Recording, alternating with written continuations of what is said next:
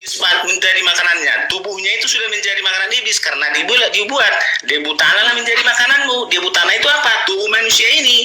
Nah, kalau misalnya iblis tidak membunuh.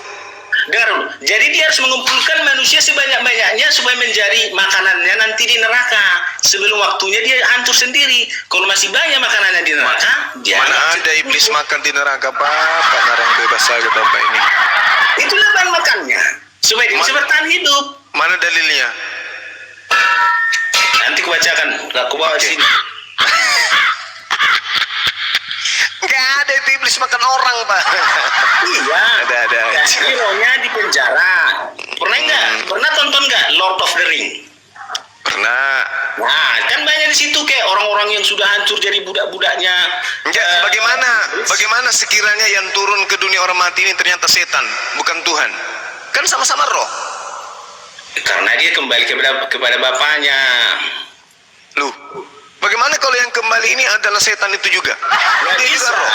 Nggak bisa, karena roh yang baik menyatu dengan roh yang baik. Karena yang baik bersatu dengan yang baik dan yang jahat bersatu kepada yang jahat.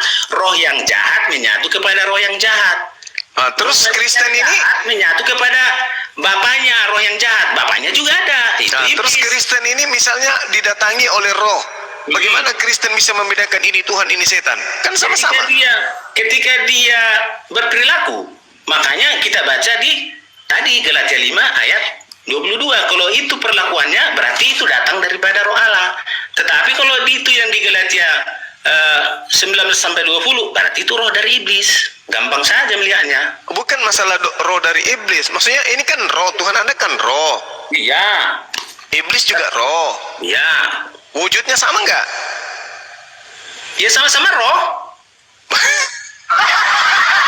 Kan aku bilang tadi, spirit of devil dengan spirit of God. Cuman yang satu roh kudus, yang satu roh jahat. Wujudnya sama nggak? Iya, sama-sama roh. Wujudnya sama? Roh, sama-sama roh. Kita bilang dulu wujudnya roh. Iya, sama-sama kan? Iya, roh. Kalau Tuhan Anda bertanduk 7 bermata 7, kalau iblis bertanduk juga? Ya, iblis harus bertanduk lah. Kayak siapa ini? Si Perah Istar ini ada petanduknya. Oh, berarti Tuhan juga bertanduk. Tuhan Anda bertanduk, iblis juga bertanduk. Tanduknya itu kan nggak tahu di mana ditulis itu Tuhan bertanduk, nggak ada. Wahyu 5 nomor 7. Tanduk itu menerangkan sebuah kerajaan yang punya mahkota.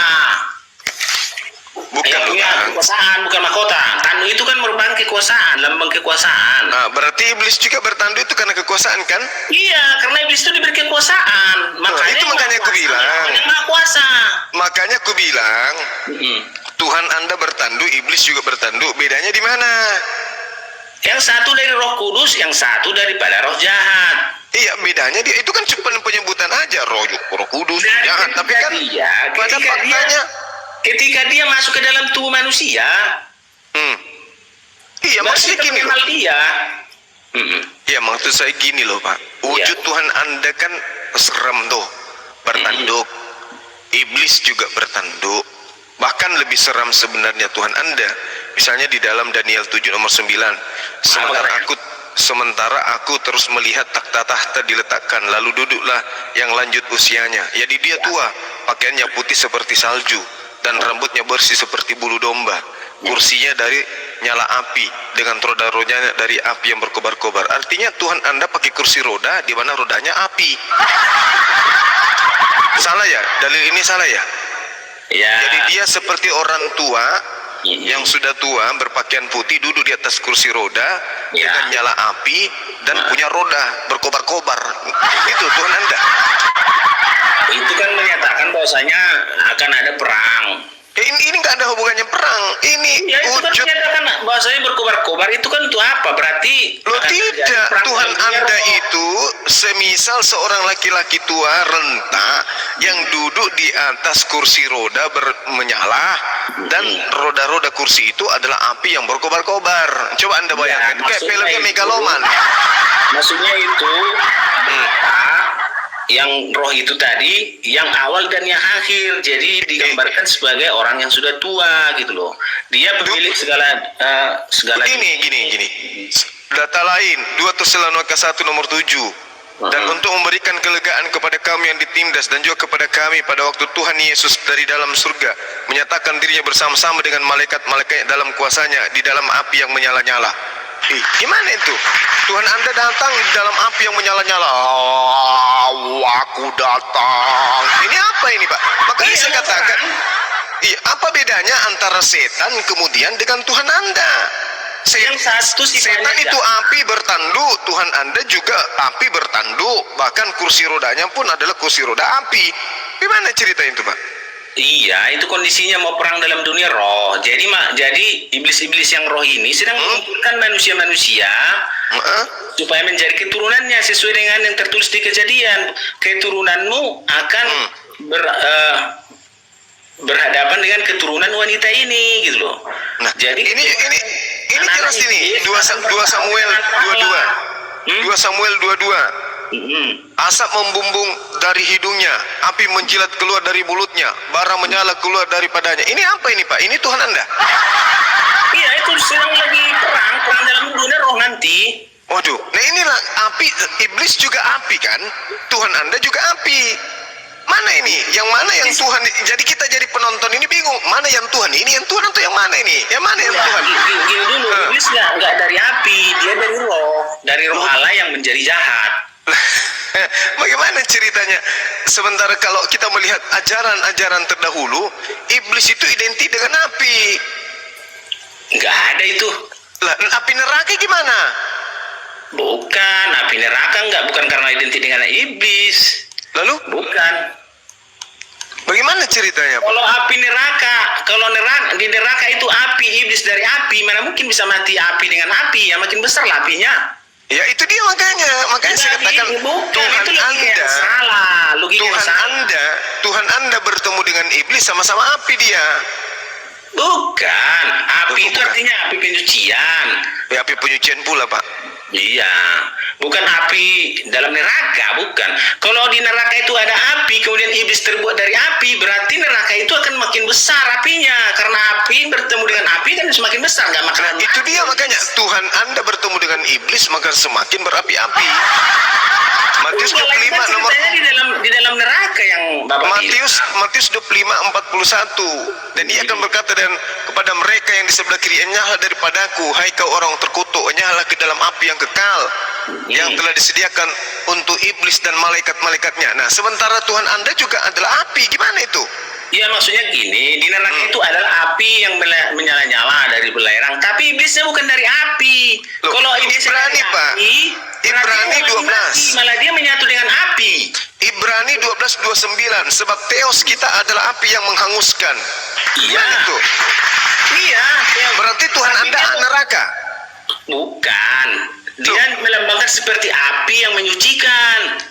Ibrani 12:29, sebab Tuhan kita adalah api yang menghanguskan. Iya, kalau api itu berjumpa dengan orang kudus dia akan menyucikan, tapi kalau berjumpa dengan orang yang rohnya jahat akan menghanguskan gitu. Bagaimana ceritanya, Pak? Itu adalah api yang bermata dua. Tuhan Anda api dan dia adalah api yang menghanguskan. Ya. Sementara yang identik dengan api itu setan.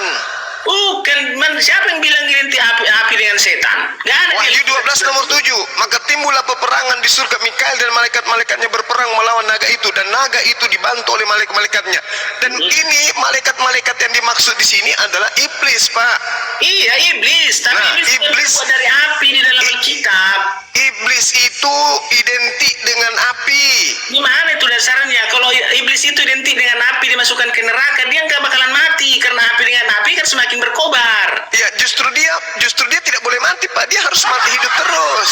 Nggak bisa. Kalau iblis itu dari api, neraka dari api, mana bisa mati ya iblisnya? Ya, sama seperti tangan saya juga dari daging, pipi Anda juga dari daging. Boleh nggak aku tampar Bapak? Sama-sama dagingnya. Itulah iblis, Pak. Kalau tampar menampar karena ada daging kan. Kalau api dengan api samanya, Pak. Api dengan api juga sama. Makanya tadi Tuhan Anda roh, setan roh, Tuhan Anda bertanduk, setan juga bertanduk. Tuhan Anda api, setan juga api.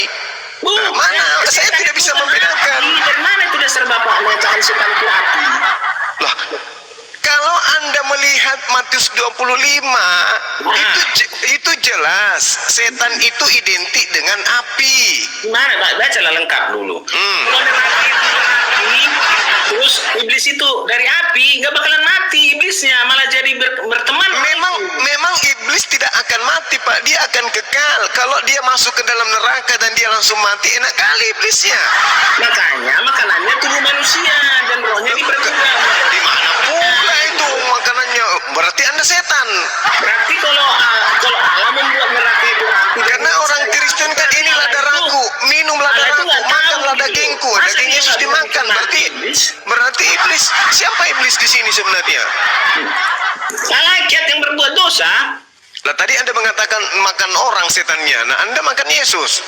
Malaikat yang berbuat dosa jadi dihukum dan tertulis di Kejadian, debu tanah menjadi makananmu, dan diterangkan lagi di Alkitab, debu tanah itu adalah tubuh manusia.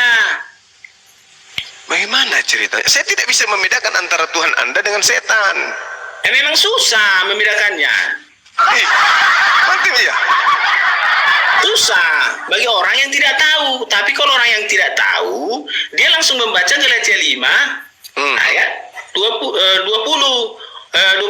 Oh, ini spirit of devil. Terus kalau dia mau tahu dia apa? Dari itu tadi Galatia 5 ayat 19 sampai 20 itu, oh ini berarti datangnya dari iblis. Kalau yang 22 ini datangnya dari Tuhan. Gitu aja membedakannya. Nah, sekarang permasalahannya adalah kalau saudara mengatakan bahwa iblis bisa membedakan seperti itu, berarti perintah Tuhan dilakukan. Kalau ada perintah dari Tuhan, berarti itu bukan dari iblis, kan? Benar nggak? Sekarang gini, kalau ada perintah Tuhan, Tuhan yang mana sekarang? Nah itu dia, seperti misalnya menyembah Yesus. Ada nggak yang Tuhan memerintahkan menyembah Yesus? Nggak ada. Nah, lalu yang memerintahkan kalian menyembah Yesus? Karena dia berkarya. Nah iblis. Itu dia. Karena dia berkarya, karya-karyanya itu kami anggap sesuatu yang ilahi, dan kami mengaku ini pengakuan kami loh. Itu dia makanya itu roh itu kan tak nampak. Roh itu kan merasuki tubuh manusia. Nah, roh apa yang merasuki tubuh saudara sampai saudara menyembah Yesus? Karena kami berbicara dalam dunia roh. Ya itu dia makanya, kan Tuhan itu roh, setan juga roh. Untuk membedakan antara setan dan Tuhan, menurut saudara, lihat ajarannya. Nah sekarang saya tanya, yang merasuki saudara, roh Tuhan atau roh setan sampai saudara menyembah Yesus? Bukan, karena saya membaca Alkitab, kitab suci, segala sesuatu yang diperbuat Yesus itu nggak ada yang jahat. Iya. Terus kenapa bisa disembah? Karena karyanya dia. Yang ngajarin Anda menyembahnya siapa? Karena karya Yesus selama di dunia saya baca di Alkitab. Oh berarti aku mengakulah ini. Oh Yesus itulah Tuhan. Nah, yang ngajarin Anda bahwa Yesus itu adalah Tuhan siapa? Pengakuan saya. Iya, saya tahu. Yang mengajarkan Anda mengaku Yesus itu Tuhan itu siapa? Tidak ada yang mengajarkan. Jadi roh yang masuk ke dalam diri Anda itu rohnya siapa? Roh yang baik, sehingga roh yang baik membimbing. Kalau roh yang baik berarti rohnya Tuhan, kan? Iya. Nah, di mana Tuhan mengajarkan Anda menyembah Yesus? Nggak ada tertulis. Nah, berarti roh yang masuk ke dalam tubuh Anda itulah roh setan. Enggak lah, karena kami berbicara dengan Yesus dalam dunia roh. Lah, tunggu dulu Pak. Anda mengatakan Yesus Tuhan Anda pneuma, iblis juga pneuma. Ya. Nah, ada roh masuk ke dalam tubuh Anda, betul? Ya. Roh apa itu? Roh yang baik. Roh yang baik. Kalau roh yang baik berarti roh Tuhan. Ya, roh. Nah, di mana Tuhan mengajarkan menyembah Yesus? Aku membaca kitab suci dan saya tanya, di mana roh Tuhan mengajarkan Anda menyembah Yesus? Saya membaca dan melihat yang tertera di kitab suci. Jadi apa yang tertulis di situ, Pak? Apa yang tertulis? Pertanyaan saya kan jelas. Kalau roh Tuhan pasti mengajarkan sesuatu yang baik. Ya. Nah, sekarang menyembah Yesus itu siapa yang ngajarin? Karena saya membaca kitab suci. Terus bukan karena apa? Bukan karena apa, Pak? Bukan karena apa? Hal-hal yang baik. Bukan karena apa? Ini masalah penyembahan kepada anak Maria. Anda menyembah Yesus. Ya. Apakah itu kehendak Bapa? Iya, kehendak Bapa. Kehendak Tuhan. Ya. Di mana tertulis? Barang siapa yang mengaku anak, dia harus juga mengakui Bapa. Iya, maksud saya mengakui anak ini sebagai apa? Anak itu kan roh juga. Ya, mulai lagi. Kalau Balik kembali lagi ke situ. ke surga dia kan menjadi roh. Ya, mulai Masuk lagi. menjadi firman Allah. Mulai lagi kan? Karena adalah firman. Ada, oke. Firman itu Ada bersama tidak? dengan Allah. Oke, baik. Ada tidak? Dan firman itu adalah Allah. Jadi Ada setelah dia tidak Bapak? bangkit, dia menjadi firman kembali kepada Ada tidak Bapaknya. Tuhan kemudian Tuhan Bapa mengajarkan menyembah Yesus? Ada tidak? Itu datang dari Spirit of God untuk menyembah dia. Inilah yang kumaksud. Inilah yang kumaksud. Kalau bukan roh Bapa yang mengajarkan Anda, berarti Iya. roh setan. Ya memang roh Bapa yang mengajari kami. Mana dalilnya? Di mana Bapak memerintahkan menyembah Yesus? Tunjukkan. Nggak ada tertulis karena Kecidu ente kan? karena Tak Yesus ada tertulis. Sementara Yesus mengatakan di dalam Matius 7, bukan setiap orang yang menyembah aku atau memanggil aku Tuhan akan masuk ke dalam surga, melainkan dia yang melakukan kehendak Bapakku. Nah, mana kehendak Bapak agar saudara menyembah Yesus? Ada enggak? ada. Aku mengakui Mana? Coba tuliskan bacakan yang tertulis kepada saya. Bapak memerintahkan saudara untuk menyembah Yesus. Di mana tertulis? Ada. Itulah Di kehendak mana? Bapa tadi. Mengakui Di mana? Allah sebagai manusia dan anak Allah. Di mana Bapak memerintahkan ente menyembah Yesus? Kan sudah jelas tadi dalilnya. Di mana dalilnya? Kehendak Bapak mengejarkan harus mengakui Yesus sebagai anak Allah dan sebagai manusia juga. Ini mengakui dia sebagai anak Allah atau mengakui manusia juga? Oke. Yang saya tanya, menyembah dia. Mana perintah Bapak agar kalian menyembah Yesus? Kan sudah jelas perintah Bapak. Mana perintahnya? Sembahlah Yesus. Sebagai anak. Mana perintahnya sembahlah Yesus? Mengakui Yesus sebagai anak. Kalau mengakui, oke. Yang saya tanya ini menyembah dia, mana perintahnya? Kalau sudah kami mengakui dia sebagai anak, kami Beda Pak, beda. perintahnya. Saya mengakui Jokowi adalah presiden, bukan Ya, berarti saya menyembah Jokowi, bukan. Jadi Yang saya tanya, kalau Bapak jumpa presiden nggak cium tangan? ya cium tangan, penghormatan, Itu. bukan menyembah, Kan bukan itu berarti mempertuhankan. Nah, sekarang begini, Yesus mengatakan kepada iblis pun, wahai iblis, sembahlah Allah, hanya kepada dia saja engkau mengabdi. Nah, Ya, ada enggak betul. kemudian, kepada iblis aja Yesus mengajarkan kemudian menyembah kepada Allah. Ada enggak Yesus mengajarkan kepada kalian menyembah dirinya? Ya karena iblis itu kan roh. Jadi Iblis lagi ke roh. Benar Pak, Anda sudah mengakui bahwa di dalam diri Anda ada roh, kata Anda. Nah, roh ini akan kita uji. Ya. Kalau ada kemudian roh Tuhan mengajarkan menyembah kepada dirinya, tunjukkan dalilnya. Karena Anda terbukti menyembah Yesus. Kan sudah tadi dibilang Bapak, siapa kehendak Bapak adalah mengakui Yesus sebagai anak dan Mengakui Yesus sebagai dengan anak, Pak. Mengakuinya sebagai anak artinya mengakui dia sebagai nabi, mengakui dia sebagai Bukan. utusan.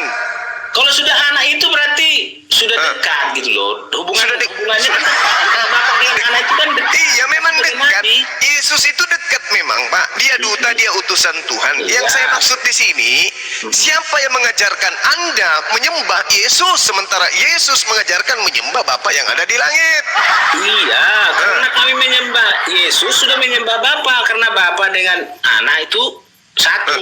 Lah, yang saya minta perintah Bapaknya agar kalian menyembah anaknya itu di mana? Kalau kita melihat Yesus sudah melihat Bapa, karena Bapa kan kami kan kenal. Kan kami kenal Yesus. Allah, jadi tidak ada. Abraham, Jadi Ishak, tidak ada dan perintahnya Yakub. menyembah Yesus, Pak. Hah? Jadi tidak ada perintahnya menyembah Yesus. Gak ada, tapi karena melalui anak tepuk kami tangan. kenal Bapa.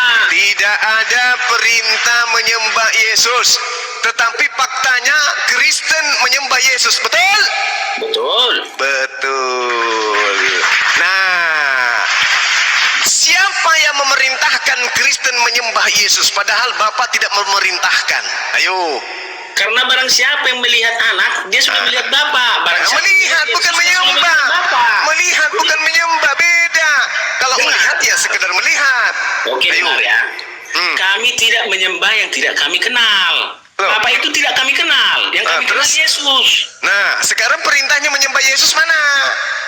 Ya karena Yesus yang kami kenal, dialah kami sembah. Ada perintahnya Bapak. Bapak kami Ada yang perintah kenal. Bapak menyembah Yesus. Hah? Ada perintah Bapak menyembah Yesus. Ada, karena Bapa dalam Yesus, Yesus dalam Mana Bapa. dalilnya? Tertulis di mana sembahlah Yesus? Yes, Bapa dan aku adalah satu. Ya ampun ya Karim. Dan- Jujur kan saja bilang sama Pak, ibu.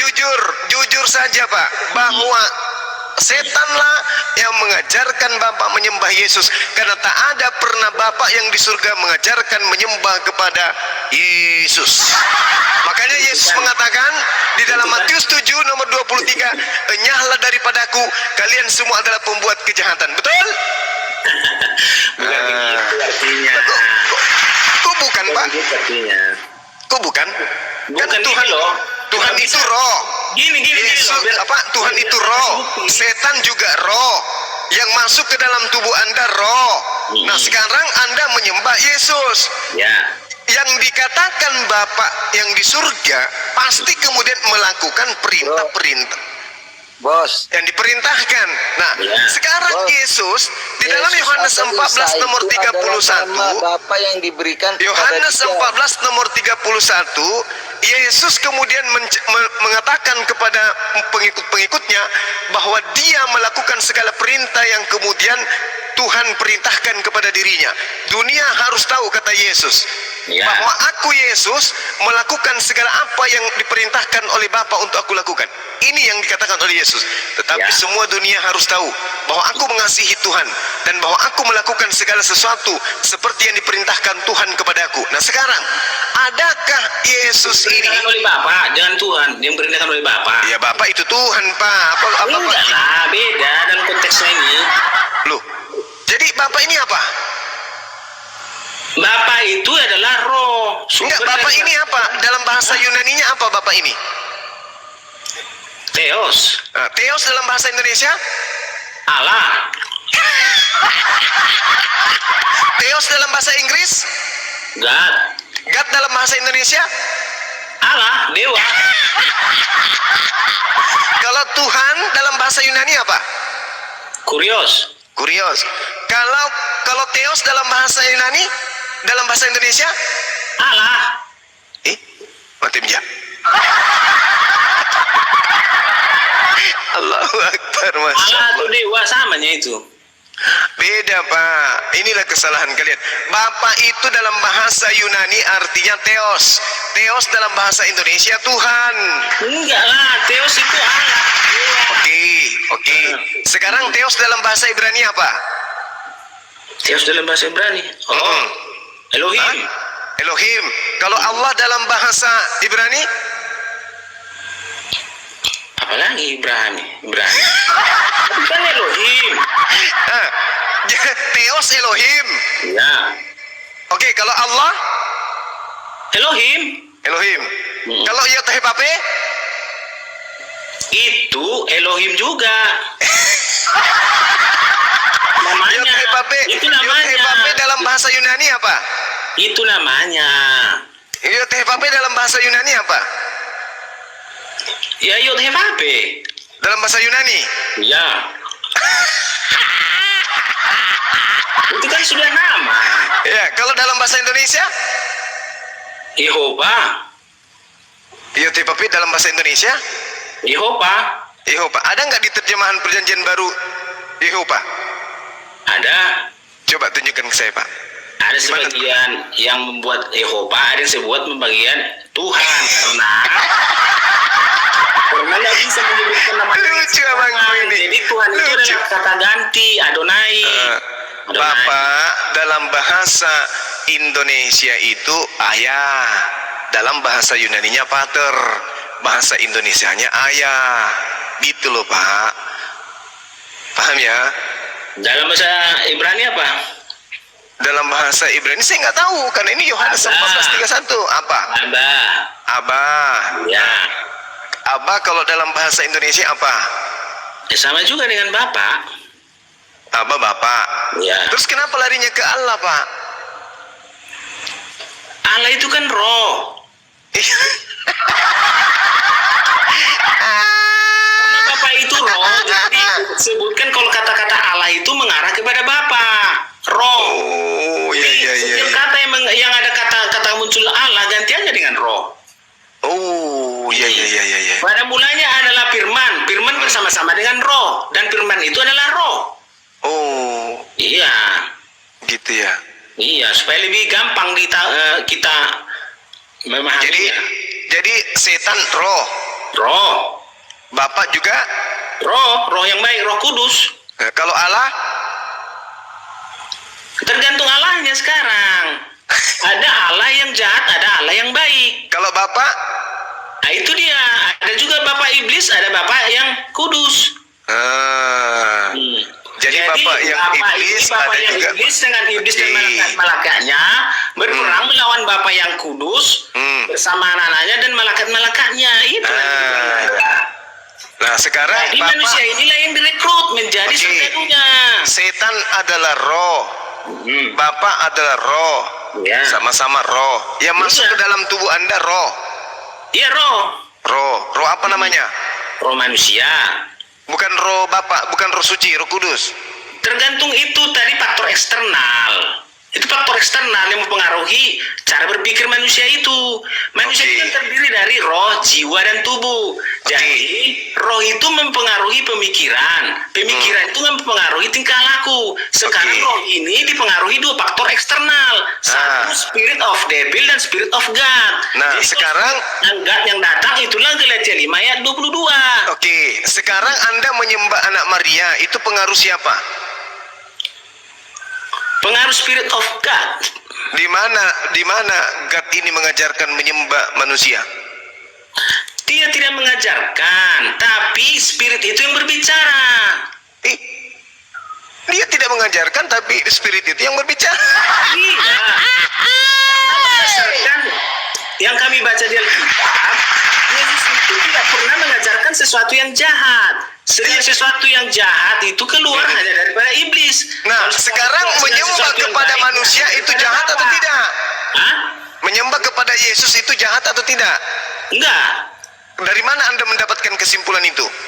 Karena Yesus selama di dunia tidak pernah melakukan kejahatan. Mati bija. Jadi kalau ada manusia yang tidak pernah melakukan kejahatan boleh disembah. Kalau dia mati bangkit nggak apa-apa. Lazarus Hmm. pernah nggak berbuat kejahatan Lazarus? Nggak tahu, dia kan manusia, pastilah. Yesus juga manusia. Dia manusia yang kudus, yang mulia. Kalau dia manusia kudus, dia mulia, kenapa dia mati terkutuk? Ya supaya mengambil kutukku. Karena aku kan manusia terkutuk. Anda Karena juga. supaya mengambil kutuk Anda gitu. Iya, sebagai substitusi, sebagai korban pengganti. Oh. Iya. Bukan Yesus mati karena unsur politik. Ada juga politik dan bisnis. Terus di mana datangnya ilmunya bahwa dia mati karena Anda? Itu kan sebuah skenario dalam kehidupan. Masa ujung-ujung nggak ada datang orang yang dibunuh? Oh, skenario. Iya kan? Nggak mungkin datang orang ujung-ujung langsung dibunuh. Ini adalah bunuh. Nggak ada gitu. Ada skenario yang melatar belakangi sebuah kehidupan. Ada unsur politik, ada unsur bisnis, ada unsur hukum. Yang tiga itu mempengaruhi Nah, dalam kehidupan. orang-orang Yahudi membunuhnya karena unsur apa? Bisnis. Bisnis. Ya. Oke, matilah dia karena bisnis. Ya. Karena Nah, bisnis kalau- orang Yahudi terhambat. Oke, kalau menurut Elohim sendiri, Hmm. kematian Yesus adalah Ya, untuk menebus orang-orang berdosa. di mana itu tertulis? Sesuai dengan tertulis di Yesaya, dia tertikam oleh pelanggaran kita dan pemberontakan kita. Oh gitu. Padahal kejahatan kita lah yang ditebusnya gitu. Oh, gitu. Seperti itulah. Terus kenapa orang Yahudi tidak menjadikannya sebagai alasan itu untuk membunuh Yesus? Kenapa harus politik? Karena hanya itulah salah satu hanya itulah salah satu alahnya supaya bisa membunuh Yesus, supaya bisnis mereka. Tapi kan sudah tertulis di kitab mereka, kenapa nggak mereka jadikan itu sebagai alasan? Itu kan sebuah skenario yang sudah dibuatkan oleh iblis. Ya iblis, sorry. Itu Kan Bapak manusia akui itu kan? dibebaskan, Bapak iblis akui itu kan? dibebaskan untuk memilih orang-orangnya. Bapak akui kan sekarang bahwa itu adalah skenario iblis? Iya, skenario iblis. Bagus. Gitu dong. Berarti Yesus disalibkan itu karena skenario iblis. Ya. Berarti penyaliban itu skenario iblis. Iya, karena iblis itu diberi diberi hak untuk memilih orang-orang yang menjadi pelaksana sesuai dengan rencana iblis. Tetapi berarti penyaliban ini adalah rencana iblis. Pada rencana iblis. Berarti penyaliban rencana iblis. Iya, karena dia kan ingin membunuh Yesus. Berarti mereka iblis ini yang telah menghadiahkan Yesus di atas tiang salib untuk Kristen, betul? Bukan. Karena rencana iblis itu ingin membunuh Yesus supaya tetap mati di dalam tanah. Oh, tidak ada itu. Rencana iblis itu berbalik membunuh dia, itu loh. Makanya tertulis di mana itu, Pak? Itu menjadi gini loh. Kalau ada orang yang merancangkan sesuatu yang buruk terhadapmu, itu akan menjadi rencana yang bagus apabila kamu tetap memilih Tuhan yang benar. Kalau saya tidak, karena itu tak ada dalilnya. Iblis ingin membunuh Yesus agar supaya Kristen menyembah Yesus. Itu kalau saya. Oh, bisa saja. Pemikiran itu kan bisa saja datang daripada teman saudara. Oh tidak, dalilnya ada loh. Nah, mana? Oke, kita lihat di Amsal. Muncul dari spirit of devil. Iya makanya saya katakan bahwa Iya, agama. pemikiran Bapak itu muncul dari spirit of devil. Oh tidak, nggak bisa karena saya ada dalil. Mana apanya? Oke, baik. Kita lihat dalilnya. Iya. Di dalam Amsal kemudian, atau kita pakai aja Ulangan. Ulangan. Kita pakai Amsal aja. Kalau Ulangan kan agak berat nantinya. Amsal 17 nomor 23. Ini. Teori substitusi. Orang fasik menerima hadiah suapan dari pundi-pundi untuk membelokkan jalan hukum yang benar. Gimana itu? Apa yang mau diambil dari situ poinnya? Ya, poinnya orang yang menerima suap ini kemudian membelokkan hukum-hukum Tuhan. Iya, betul. Hukum yang benar dibelokkan menjadi tidak benar. Iya, oleh orang-orang yang menerima suap. Ya, nah sekarang yang menerima suap siapa? Yesus atau Yudas? Yudas. Berarti yang membelokkan kebenaran adalah Iblis. Yang membelokkan kebenaran adalah iblis. Karena iblis yang merasuki Yudas. Oke, berarti yang tadinya kebenaran dibelokkan. Iya. Nah, sekarang saya tanya, kalau kebenaran dibelokkan, dari mana orang Kristen mendapatkan unsur keselamatan dari penyaliban? Apa hubungannya ke situ? Lah, pasti ada hubungannya, Pak. Kan tadi hukumnya dibelokkan. Yang membelokkan itu siapa? Kan iblis. Orang fasik kan, Pak? Iya, orang fasik itu kan yang penuh spirit of devil. Iya, untuk membelokkan jalan hukum kan? Iya. Nah, sekarang ketika penyaliban ini dilakukan oleh orang fasik, adakah hukum yang dibelokkan kemudian? Ada. Apa itu? Begini, Yesus itu kan dibawa ke mahkamah agama. Dan dia diadili di sana. Tapi orang itu tidak bisa membunuhnya. Terus dibawalah ke ini. Tidak bisa membunuhnya secara hukum Taurat, sehingga dibawalah ke kerajaan Romawi. Dengan tuduhan apa? Dengan tuduhan pemberontakan. Tidak ada itu di hukum Taurat. Makanya Yesus itu dibunuh karena pemberontakan. Dianggap memberontak dengan alasan dia akan mendirikan kerajaan. Padahal Yesus berkata, kerajaanku bukan di bumi ini, tetapi kerajaan di surga. Itu kan membelokkan hukum. Sekarang kan mereka menghukum Yesus bukan berdasarkan hukum Taurat, tetapi hukum Romawi karena pemberontakan. Barang siapa yang memberontak akan dihukum salib. Tapi kalau orang mencuri bisa sesuai hukum Taurat, dia akan dipotong tangannya. Tapi Oke. dalam hukum Taurat dia nggak menemukan kesalahan yang ada dalam Yesus. Terus yang ada adalah penistaan agama. Penistaan agama yang berkuasa adalah Romawi. Di dalam hukum Romawi penistaan agama itu tidak berlaku. Sehingga mereka mencari hukum yang baru, yaitu hukum pemberontakan. Oke. Itulah makanya Yesus disalib. Hukuman bagi pemberontak adalah disalib. Kalau bagi hukuman pembunuh, penjina sesuai dengan hukum Taurat, ya kan? Dapatkan pahamnya? Nah, sekarang begini, artinya bahwasanya Yesus itu bukan pendusta kan? Bukan, Nah, Yesus bukan pendosa kan? bukan. Pemberontak nggak dia? Yesus disangkakan sebagai pemberontak karena Yesus dianggap membuat sebuah kerajaan. Oke, sekarang Pengikutnya banyak. dianggap sekarang- membuat sebuah kerajaan dan tergenapilah apa yang dikatakan di Yesaya. Dia akan berada di tengah-tengah orang pemberontak karena yang kanan kiri itu adalah pemberontak. Oke, saya paham. Nah, Ya. sekarang permasalahannya Yesus ini benar-benar pemberontak atau tidak? Tidak, dia disangkakan seperti itu kan. Pilatus nggak menemukan kesalahannya, tetapi karena unsur politik, jika tidak menyalibkan dia maka kau akan bahaya. Kau kan tidak menjadi pemimpin kami lagi. Kami akan melapor kepada kaisar supaya memecat kau. Jadi Pilatus takut. Ya sudah, terjadi Jadi- sesuai dengan yang kalian minta. Aku cuci tangan, tidak mau ikut campur. Sudah, salibkan dia kan gitu. Berarti Yesus ada pembelokan, disalibkan bukan berarti ada berdasarkan pembelokan di sini kan? Berarti Hah? ada pembelokan di sini kan? Iya, ada pembelokan. Nah. Karena spirit of devil, apapun yang akan dibuat untuk menghukum Yesus. Tidak bisa hukum Taurat, ya mainlah hukum Romawi. Nah, sekarang kalau ada pembelokan hukum di sana, di mana tertulis kemudian di dalam kitabnya orang Yahudi bahwa Taurat itu adalah kutub? Ya memang Taurat itu akan menjadi kutuk. Nah, ini Anda lah yang membelokkan. Inilah buktinya. Anda membelokkan barusan. Mana ada kebelokan? Anda mengatakan kutub. Dari mana ilmunya? Karena gini loh, orang Ah.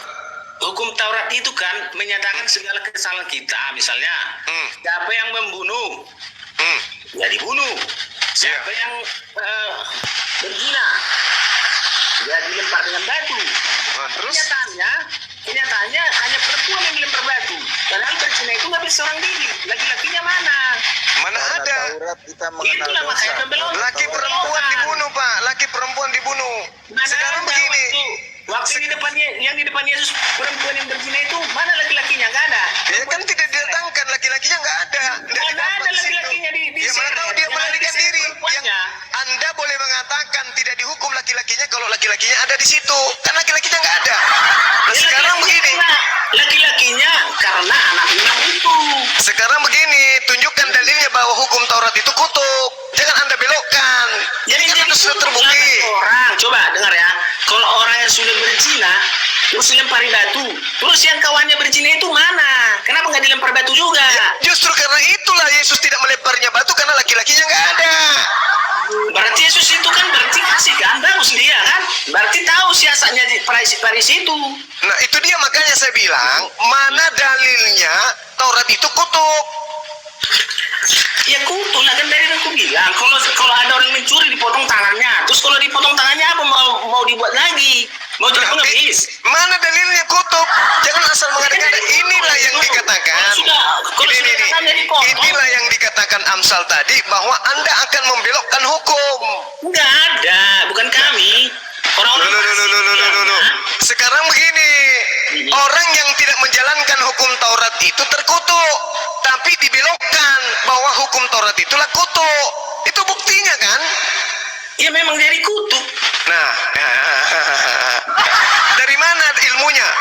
Dari mana ilmunya bahwa Taurat itu kutuk? Mata diganti mata. Jadi kalau sudah Loh, mata ganti mata itu sudah adil. Matanya, hah? Jangan orang Kalau tusuk sudah mata, enggak, Anda mau tusuk jadi apa lagi? matanya. Itu tidak adil. Makanya aku bilang kalau mata ganti mata, kalau semua orang manusia ini tak punya mata, menjadi kayak mana lagi? Gelap lah. Oleh karena itulah jangan merusak matanya orang supaya matamu nggak dirusak. Jangan kau bunuh orang supaya kau jangan dibunuh. Itu adil namanya, itu bukan kutuk. Sekarang dalilnya mengatakan bahwasanya orang fasik itu akan membelokkan hukum. Iya. Nah, sekarang Paulus itu fasik. Sorry, Yudas itu fasik. Makanya kemudian dia dihukum. Adanya kemudian orang benar yang tidak bersalah dihukum. Maka membelokkan hukum karena makan suap. Yudas makan suap. Maka hukum ini dibelokkan kemudian. Sama seperti Keluaran 23. Suap jangan kau terima, sebab suap membuat buta mata orang-orang yang melihat dan memutarbalikkan perkara orang-orang yang benar. Itu dalil. Itu dalil. Makanya perkara-perkara orang benar itu diputarbalikkan kemudian menjadi suatu kesalahan. Nah, seperti hukum Taurat. Hukum Taurat Ya, itu itu pintar-pintarnya orang Farisi tadi, orang Farisi dan Saduki mereka.